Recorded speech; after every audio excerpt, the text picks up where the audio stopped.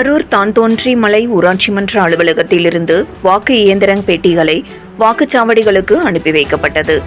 இந்திய தேர்தல் ஆணையத்தின் ஆணைக்கிணங்க கரூர் மாவட்டத்தில் வருகின்ற 19/4/2024 அன்று வாக்குப்பதிவு நடைபெறவுள்ளது.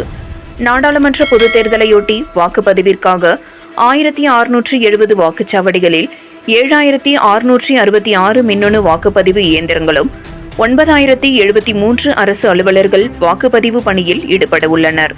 கரூர் தான்தோன்றி மலை ஊராட்சி மன்ற அலுவலகத்திலிருந்து வாக்கு இயந்திர பெட்டிகளை வாக்குச்சாவடிகளுக்கு அனுப்பி வைத்தனர். மாவட்ட தேர்தல் அலுவலர் ஆட்சியர் தங்கவேல் நேரில் வந்து பார்வையிட்டார்.